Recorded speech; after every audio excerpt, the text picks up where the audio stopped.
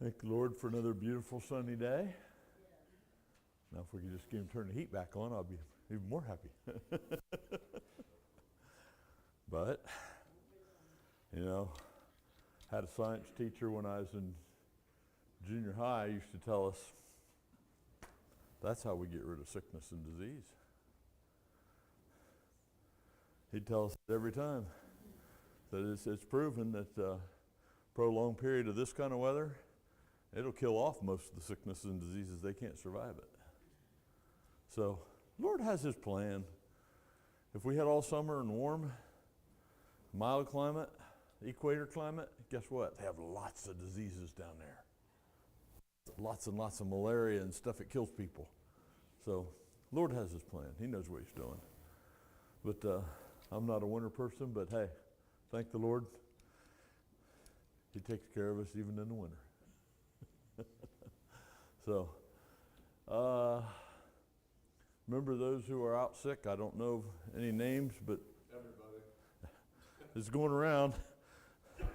So I've seen some articles this past week. They said the good old norovirus that used to wipe out cruise ships before COVID came along, it's back with some additions. It's got some new features to it. So, hey, all this stuff's been going around for forever, under one disguise or another. But just remember our brothers and sisters across the country. A lot of people, this kind of weather starts them into depression. Real bad. And if you're not a person who fights depression, doesn't mean that much to you. But the ones who've been there and do, they know what I'm talking about. This is a bad time for them. It's a time when it makes it hard to find hope. You just don't feel it. So let's remember, sisters. Really been on my mind a lot this week. Don't forget about these wars overseas. Just because they're not in your backyard affecting you right now, we got brothers and sisters over there who are trying to find some way to live for God, and not really seeing a lot of hope out there for them either. So let's remember them in prayer. And remember us this year. We got a new year to get started off with. So let's get started. Father, thank you for many blessings. Thank you for helping us, Lord. Thank you for how you've been with us, Lord, and how good you've been, Lord, and the way you've just talked to our minds and hearts this past week, Lord. Just want to let you know we really appreciate it. I ask you now, Lord, to be with these ones we met, Lord, the ones the oppressed, the shut in, Lord, the ones who fight depression and having a hard time this time of year. Just ask you, Lord, our brothers and sisters and the ones overseas, Lord, who are dealing with aggression and war, Lord. You said these things would always be among us, Lord, and they would always be here, but we're asking you, Lord, to reach your hand down and wrap around them, Lord, and draw them close and help them to feel your love, Lord, and just help them in their time, Lord. Just thank you for all you do there. I ask you to be with us today. Help us as we study, Lord, and with the Sunday school and the services after, Lord. Help us to put our whole heart into it, Lord, and give everything to Thee. And thank you for all you do in Jesus' name. Amen. So, we're getting ready to start a new year, and we've been we studied a little while towards the end of last year, looking at trying to get a firm grip on a deeper grasp on what salvation really is and what it means and what it takes. We're trying to get there because if we're going to go talk to the world and we're going to go win the world, and that is our job. Come on, this is what we were told to do, is to go out and win the world. We need to understand our job. We need to be better prepared. I think this is one of the things that kept coming to me. This is part of what the church has lost over the many years. They got so focused on reaping and reaping and reaping, they've lost how to sow. And part of knowing how to sow is understanding your fields. You got to understand who you're talking to. You got to understand the mind and the hearts of the people, the kind of people that you're dealing with. You can't win somebody to something that they have no concept of, unless you understand what they think and understand a little bit about how they think and why they think these things and what they believe and what they don't believe. And The Lord really impressed me. I first part of the week all the way up through Friday, I nothing at all. And those of you who have done a little bit of preaching and done a little bit of trying to get ready for a certain date, sometimes that's the way it is. You're right up on that date and you just Lord ain't gave me nothing. I even reached out and asked Brother Tony, I said, Brother Tony, do you have something for Sunday school? I'm not seeing nothing. I'm not sure what it is. And he goes, no, brother. He goes, I'll pray about it. He goes, but I don't. He goes, I'll pray for you. God will open it up. Well, then went back in Friday night, and the Lord started opening it up. I said, okay. And the title I used was Do You Believe? But what I'm really looking at is, what does the world believe? And what don't they believe? And why? Because we want to go win the world. You can't just assume they're all on the same page. Come on. I can come to you today, and I can tell you something that under 10-year-olds in most of the United States firmly have no problem believing. I can tell you Santa Claus is real. Man, those little, they have no problem believing it. And I can bring that to you as a new concept. You just wandered in from another country and never heard of such a thing, and you're like, you guys are out of your ever-loving mind. What in the world's wrong with you? Those kids don't have no problem believing it. People have been telling them that since they were born. Things that are obviously not true, the obvious inconsistencies. The problem is when you start telling them about a God, we're forgetting they're looking at it just like we would look at trying to believe Santa Claus. Come on. You got to know your audience. They're looking for the inconsistencies. They're looking for the things that just don't make sense. The things that, well, where's your proof? Where's your proof? And they're not necessarily just automatically accepting just because you do and because it's been out there for, almost 2,000 years now, very, very close. They're not just automatically accepting the New Testament or even the Bible as some factual historical document. They're not just, oh, well, you got to, that must be it. They're not just accepting that. So you go out and say something about God, and you got people who have grown up not knowing anything and never learning about Him, and you're thinking that you're just proving to them how He's done for you. They can't even believe that there is a God. We've got to start learning our market, our fields. They're white unto harvest, but we've got to learn how to approach them. And this is what God kept coming to me. He goes, do you really believe in me? Or do you just believe in something you were told? How real am I to you? Because if you're just working on a story, you're going to have a hard time reaching the world. Come on, if you're just repeating a story you've heard and God's not real to you, He's not done something in your life, you're going to have a little bit of a hard time. So when I was looking at this and studying it, the thoughts that kept coming to me, we want to be prepared. We can't make some assumptions and run with it. If you're trying to get somebody ready to be you pick any major thing that they could be good at, whether it's a sport or whether it's a military or whether it's a technical career or whether it's a service career. You can't just grab them and throw them in there and say, here, go, grab these tools. Now you just start reading that book here and just do whatever it says. They've got to be taught a lot of things before they're ready to begin to start. Then when they get to those things, they'll already understand why.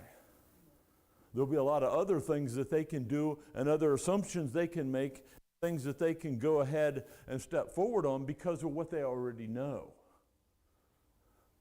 And there's a lot of mistakes they won't make because they've been taught.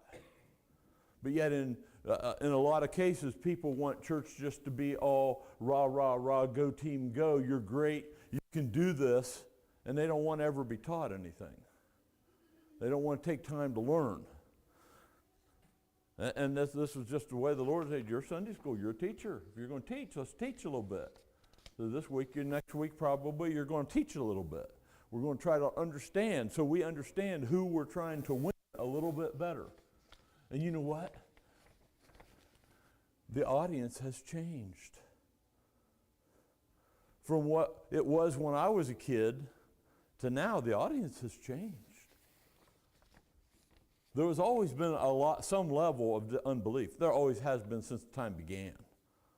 But the proportion of it has drastically increased now. It's more likely now that you're going to stumble into somebody who doesn't believe than someone who does.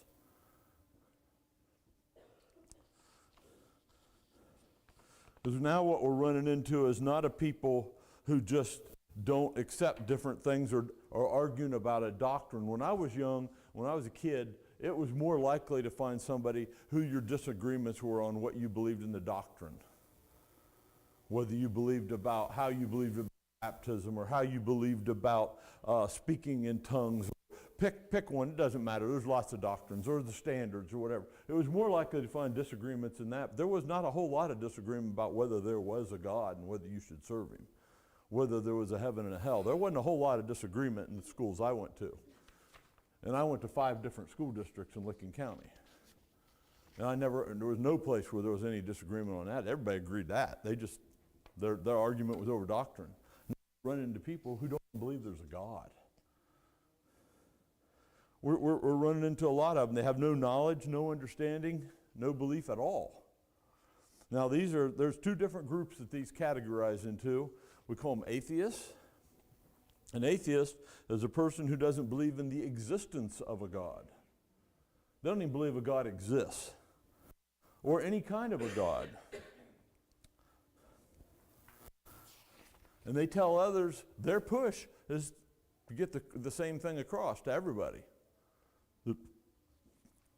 They tell anybody there's no God. There's no God. Then you got the agnostics. They're a different group of people. They also doubt there's a God, but their thing is there's no way to know. I can't say there's not, but you can't prove to me there is. There's several great philosophers who from over time who have said, you give me proof and you give me hard proof and I'll believe there's a God. And one of the philosophers of our time, and as far as I know, he's not a religious guy, he goes, you give me proof and I'll believe there's not a God. As much as you say I can't prove there is one, you can't prove there isn't. But come on, it's just a belief you've chosen. The agnostics, their thing is that you can't prove, it's unknown whether there's a God, and even if there was one, there's no way for us really to know him. That's their teaching, that's their belief. It's not a religion, it's just a philosophy, a mindset.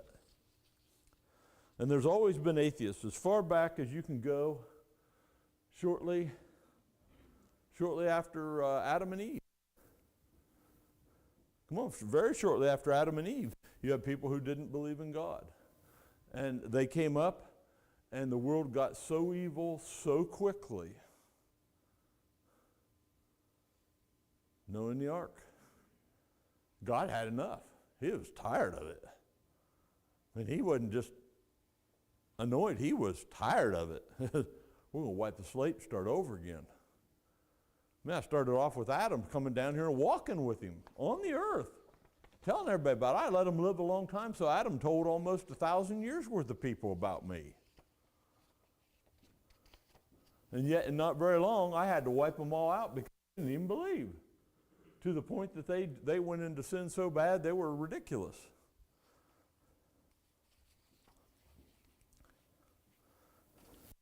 There's always been a group who didn't believe in God. But if you look at it across our history, they weren't the large percentage of the population around the world. It's because most of the world, whether God or a false God, believed in a God and worshiped him. There wasn't a huge, throughout history, there wasn't a huge portion of the population that just said no God at all.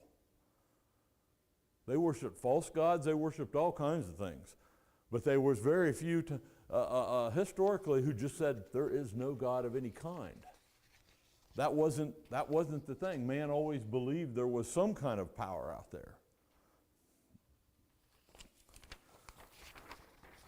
And one of the problems we had with the true God, he's the only one that gave him requirements. Come on how you live. All the rest of them would, in their mind, that they dreamed up, made up, whatever you want to call it, they had to offer sacrifices, and basically they were buying God's, their God's, they were trying to buy that person's benevolence, goodwill, to help them with crops or with wars or pick it, you name it, whatever. But they would give these offerings or sacrifices or whatever, and this God, they were hoping would do this for them. Give them rain, give them sun, if it's too rainy, whatever. But you come to the one true God, he actually had requirements on how you live. If you want to serve me and I'm going to be your God, you got to do this and this and this. Oh, there'll be sacrifices, but you're going to change how you live. This is going to have to do with you, and people didn't want that. That's the one thing that a lot of them fought throughout history. They would fight. You wouldn't see wars. Okay, you wouldn't see wars over people fighting about Buddha. You didn't see wars over Baal. I'm going to pick the gods throughout, all the different gods throughout there, the false gods. You didn't see wars over them. Those gods didn't require anything. You saw wars whenever it comes to people having to serve the true God. That's when you had wars. This God means something. He requires something. But he's also the only one that ever did anything. Come on, they claimed that they had gods, but their gods, they could never prove anything. This one came and did things. Why? He was real. So throughout history, this has not been a big phenomena. And when we came up through time and we got up to where after Christ and they were going out and doing missionary work, it wasn't that they were going out telling them there was a God at all.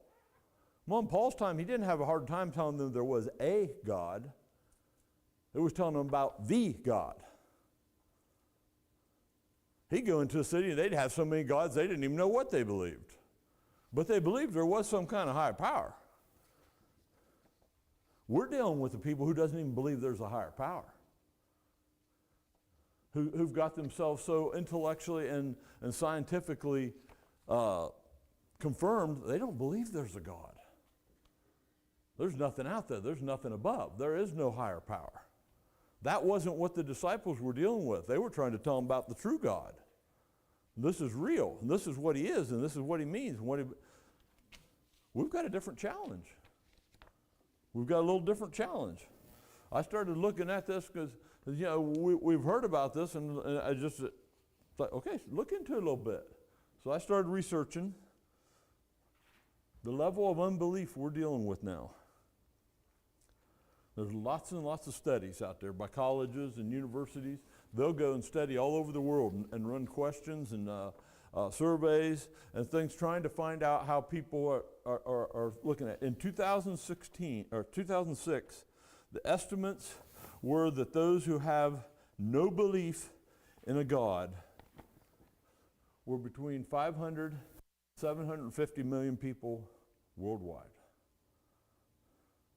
Now that's a lot, but there was around 9 billion people at that time. So that's a lot, but not what we're dealing with now. In 2010, that jumped up to an estimate of about 1.1 billion people have no belief there's a God of any kind. 2013, they're saying that now we're up to 7% of the world's population doesn't believe there's a God. In China alone, there's over 200 million people who fit that belief. Well, this is growing. This isn't something that's just a stagnant thing out there. It's becoming prevalent, and it's growing in our world all over. You look at all the countries, it's growing and growing to not even believe there is a God, let alone believe. We're way beyond even worrying about doctrines and whether they believe in salvation. They don't even believe there's a God at all. If we're going to go out and win the world, we've got to understand what we're talking about and what we're dealing with. We've got to be in a position where we're ready to go. Because how are you going to sit down with a new person you've met and you're friendly with them and they're friendly with you, and you mention something about God and they look at you like you got flowers growing out your forehead? Come on, you're looking at it from your point of view. You're not looking at how they were raised. They're going to have to see a lot more evidence than just you saying, I have a good God. Everybody says that. People say that's the grocery store through the line. And that's a good thing. It's a good thing. But they're going to need a lot more evidence than you saying something. They got to even believe there is a God before you can get them to salvation. Where are they going to be saved from? Why are they going to be saved? Come on. We want to win the world. The worst countries in the world for unbelief. Sweden, 85% of the population. Vietnam, 81% of the population. Now, these go over a 20-year period of time they've been surveying. It doesn't change. These countries don't believe. Denmark, 80% of the population. Norway, 72% of the population. Japan, 65% of the population. Japan just worships their elders. They don't even believe there's a God at all. They worship the people who died before them.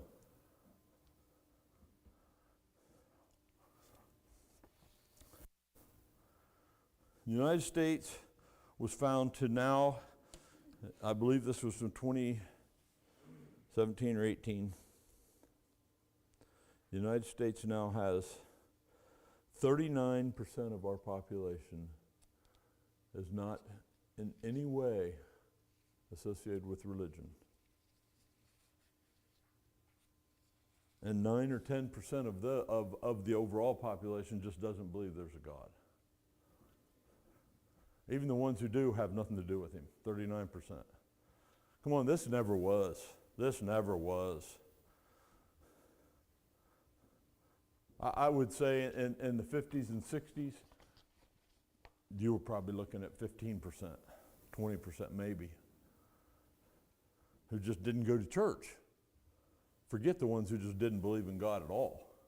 This has grown exponentially in the last 50, 60 years. The United Kingdom, 69% of their population has nothing to do with church. They have the Church of England. You know, their own version of the Catholic Church. 69% has nothing to do with religion. This came from their own study from the United Kingdom. I think it was University of Kent. And 44% of them are agnostic or atheist. Well, this is the country that we claim a lot of us came from, or our ancestors who helped start this country. They never were like this. Come on. People who did this country, we did some study on this a couple years ago. They were God-fearing people for the most part. Even the ones who weren't what we would call Christians believed in God and knew the principles were right. Canada, our neighbor to the north, 57% of that country does not religiously affiliated with any kind of religion. And around 30% are atheist or agnostic. And I can go down, there's a long list. The one that's the saddest, Israel. Come on. God warned them he was going to throw them out if they didn't pay attention. If they wouldn't straighten up. Way back when Christ was here, he told them, I'm done with you. He's done with them. Israel, 58% of the population is not religious or associated with any religion. 37% agnostic or atheist. These were God's people at one time. We just need to take these things as a warning. You play around with it and put it off and just don't want nothing to do with it long enough, God will take it away. He'll take it away. Oh, no, always no. Oh, he'll take it away. He took it away from some of them. They never got it back. Sad to say, Russia has more people in their population who are religiously associated than the United States.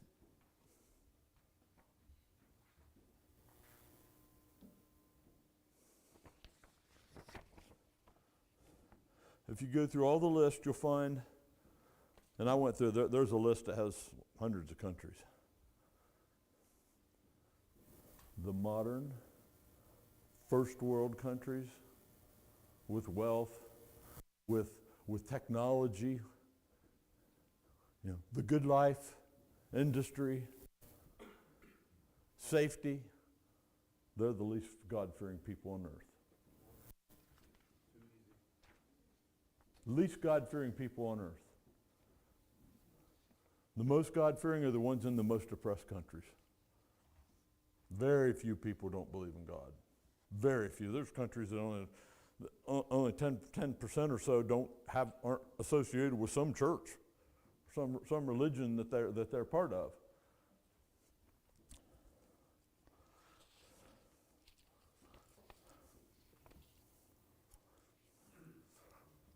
This, like I said, this hasn't been the case. Clear up until some of us were young, it wasn't the case. But it's become more drastically in the past 30, 35 years. It's just,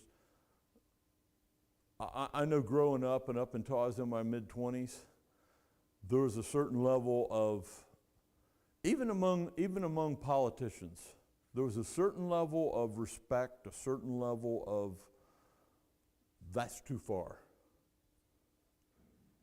There's this line, we don't go over that line. That's too far. We're going against God now.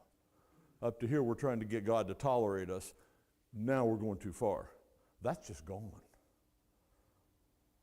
That was always there up until I was in my mid-20s or so, and then just in the last 30 years, it's just to where people just don't care. They're out blatant pushing for their ungodliness. And that didn't used to be. Their own people would have shut them down. Come on. What you kids are seeing, what you younger ones are seeing, that never was the norm. Even in our lifetime, that was not the norm. A Democrat or a liberal who went out as far as some of these are and how mouthy, their own people would have shut them down. In public, in the news. And not now. No, there was always ungodly people, don't get me wrong. And they may have held some of the same beliefs and ideas. They were never about to get out there and put it out in public. So what drives this change? Well, we need to have a better understanding. We get a better understanding, the root of this and where some of this is coming from, we'll better understand the need for teaching its children. And we're going to get there. There is a need for teaching the children. And that's where a lot of this went away. Because a lot of, sad to say, my generation didn't want nothing to do with God. They believed in him, they knew about him, they didn't want nothing to do with him. They had kids and never taught them about God. Never took them to church. Those kids now have kids and didn't even know to tell them about God or take them to church. Come on, in just 2 generations, boom. And now we got these kind of statistics.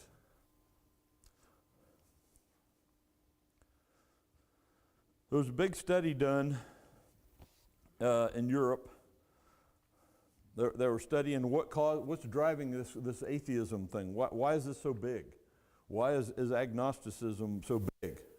And one of the things that came out of the study, they said the United Kingdom is entering its first true atheist age.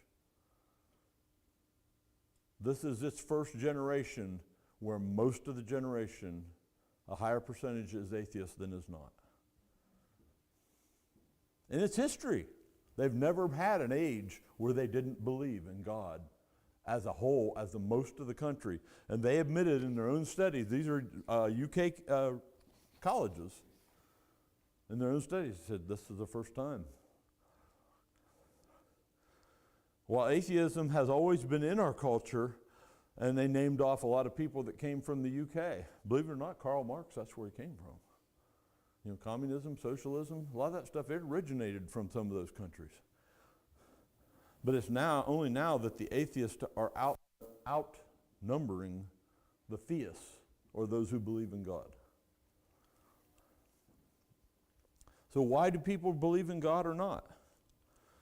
Because we have these ideas in our head of things that might cause you to.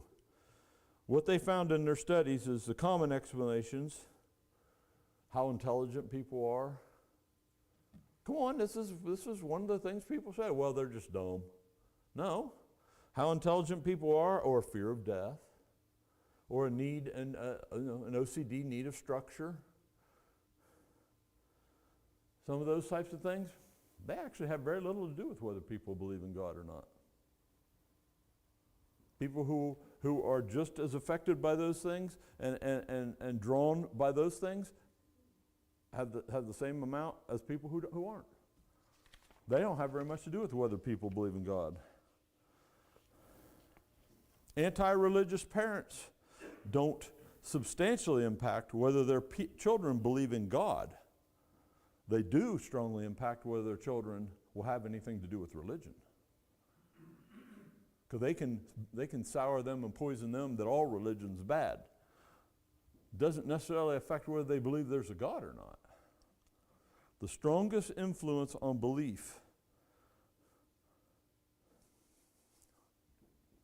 are your teachings when you're growing up as a kid and the society you live in. Whether you like it or not, the people that you have around you, the people you associate with, they impact you more than you think. They really, really impact you. Whether you believe in God or not, by the people you choose to allow yourself to be constantly associated with. They have the biggest impact on whether people grow up and go through life, whether they actually believe there's a God or whether they're drawn away and just don't believe anymore. And just not believing in God doesn't necessarily rule out whether they have other belief in other superstitious or supernatural things, ghosts and you name it, go down the list. So they can believe in those and still not believe there's a God. Most atheists, not all, and agnostics do endorse moral values. Come on, we want to paint them as evil people because they don't believe in God, and that in and of itself is an evil thing. But most of them endorse good moral values, human dignity, rights, but they have I want to say how to say this. They have an extremely exaggerated amount of importance they put on nature. Come on, look at where we are in our world right now. What's one of the biggest false sciences out there? That they're just they made it a religion among most of them. The green energy stuff. Come on. Climate, global warming, the whole bit. It consumes people. They have this exaggerated thing about nature and how we got to control nature.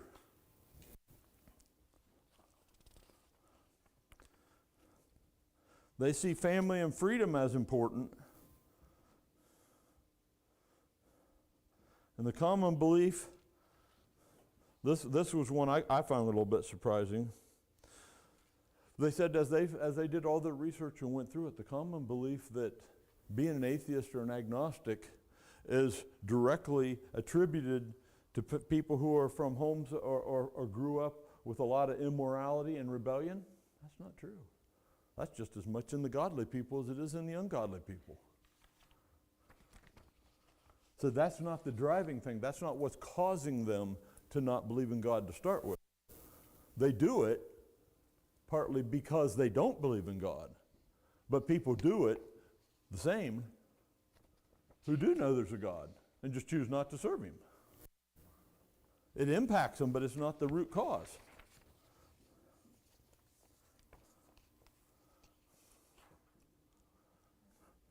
People who believe in God were taught about God from an early age.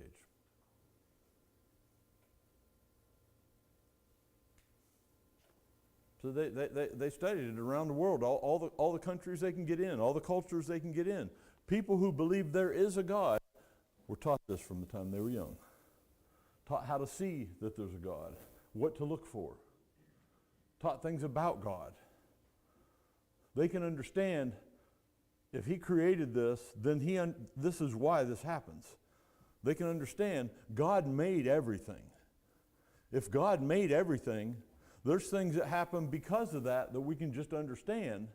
But our problem is when you're trying to tell a world who doesn't believe he is, they don't have any way to explain so much of the world. They don't have a way to explain the heavens. They don't understand why the sun never runs out. They don't understand why no matter what happens with the earth, there's always enough. Water doesn't run out. Oil doesn't run out. No matter what happens, we're going to use up all the oil. Oh, no, we found more reserves. We couldn't run out for 200 billion years. Well, how can that be? Well, it can't if it just was, evolution. If the trend the way it is right now were to continue, by 2050, we ain't got very long here. If it continues, by 2050, the number of Islam or Muslims will equal the number of Christians around the world.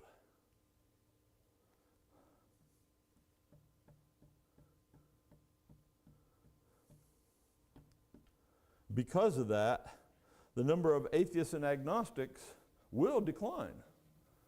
Because they do believe there's a God. They don't worship him right, and they don't do a lot of things right, but they at least believe there is a God. The Hindu and Jewish populations will be slightly larger, but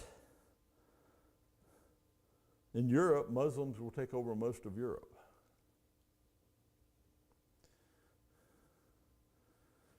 If it doesn't change in the United States, Christians will decline from roughly 3/4 of the population to roughly 2/3 of the population. Judaism will no longer be the largest non-Christian religion. We call them Abrahamic religions. They were based off of from Abraham's time back. They believed in the same God, and then they just stopped when Christ came. Muslims will be most of the people in the United States. Because right now, the way things are going, in 2050, 4 out of every 10 Christians on the earth will live in Africa. Well, we're pushing all our missionaries. Oh, go missions. They're not the ones who are losing God. Well, we need to see where the need is. We need to see what the need is. They're not the ones who are losing God. If anything, they're the ones who are gaining him. Least religious states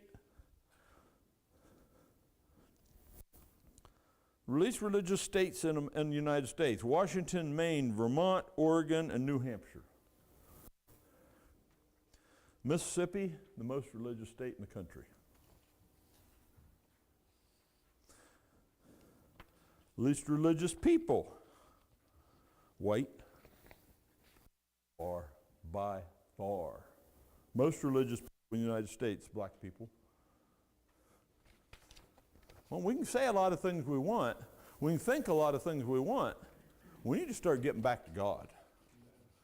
We need to start getting back to God. There's a lot things that happen because of, you want to call them racial this or racial that or whatever you want to call it, and there's a lot of different races. There isn't only one or two. But the problem is if you find a race that does tend to be more religious, a lot of people tend to have a problem with it. I gave you a chart just to give you an idea, because I come across this and I was like, wow. Gives you an idea of how religion's going in this country. Areas of the world, of the United States, where people just don't have anything to do with any kind of religion or God. And it's kind of shocking. The least religious city in the United States. Almost 70% of the people have nothing to do with God, don't attend any kind of services. Seattle, Washington. 70% of the population. Now.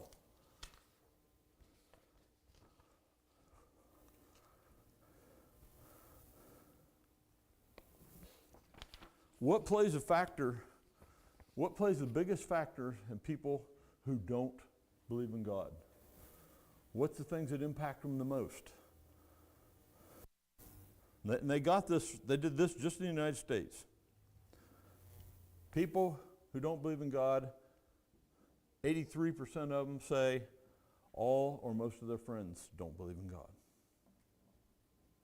That's the number one biggest factor. The people they hang around with don't believe in God.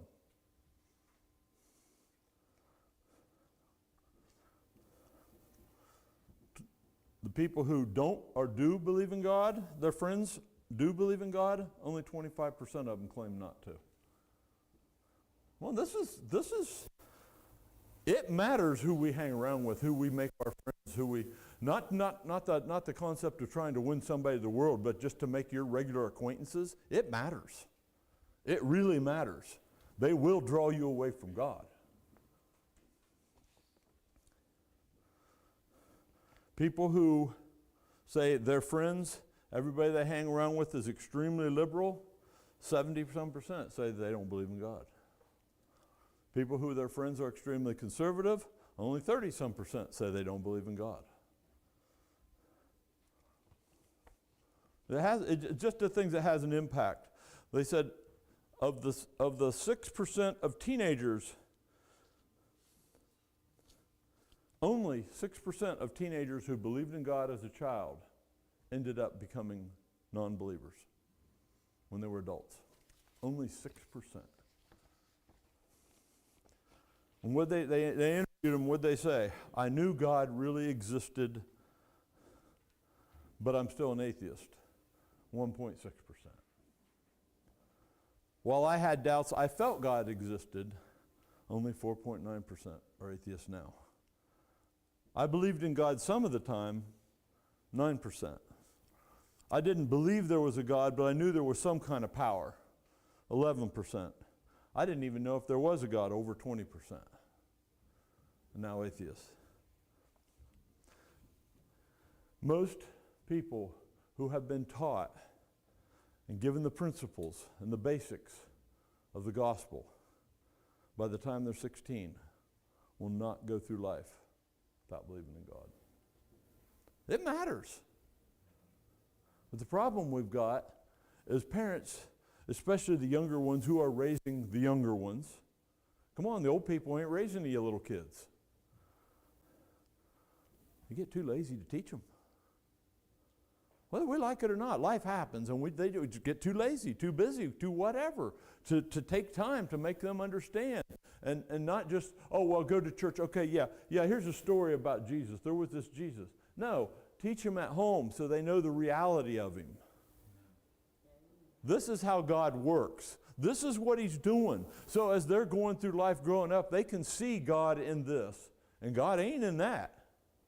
And God's in this. And God ain't in that. And we start getting where we're teaching them these things and they're understanding them. Now they grow up with a solid basis. A lot of things can come at them, but they're not going to be shook and lose that. What did he say in, what was it, Proverbs? Raise up a child the way he should go.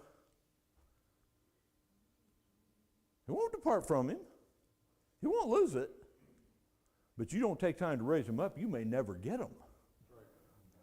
Now, whether we like it or not, we're dealing with a population, especially the under 40s, a whole bunch of them not raised up the way they should go. It's going to take a different kind of work and a different kind of way of reaching out to people to be able to get to them. Just telling them a story about Jesus, they're going to look at you like you really, really got some problems. Like you were out there reading about, the tooth fairy and you believed it. One, you got to look at it from their perspective. They're raised without God. They have no reason to believe in a God. It's going to take almost starting from the little things. And it's going to be a different way. When we want to go out and be the planting the seed, we're going to have to do the groundwork. And it's going to be a hard work. Because we're going to have to start planting the seeds. Helping them understand, yes, there's a God. He's in control. This stuff didn't just come out of thin air. It didn't come out from nowhere. As we go in next week, we're going to get deeper into what believing in God really is and what it means. And hopefully we can get a little bit of better understanding of how we can present this to the world. But we've got to get ourselves where we understand. If we're going to teach the world, we're going to reach them. We can't just go out there to people who already know and say, hey, feel guilty. That's not going to work. Now we're going to have to go, you know what? Let me start you at the beginning. There is a God. And that's something our country hasn't had to do for a very long time, if ever in this country. They did have to do it with a group of people, the ones who already lived here. But guess what? They knew there was a God. The Great Spirit. And you had to do things to please Him. And there was things you better not do or they displeased Him. They didn't understand Him the way we do, but they knew there was a God. That's why most of them were pretty easy to convert. We're going to deal with the people who's a lot harder to convert. A lot harder. So, hopefully a little bit, but we're going to have to start being able to think about this and look at it. We can't just go out and win the world and assume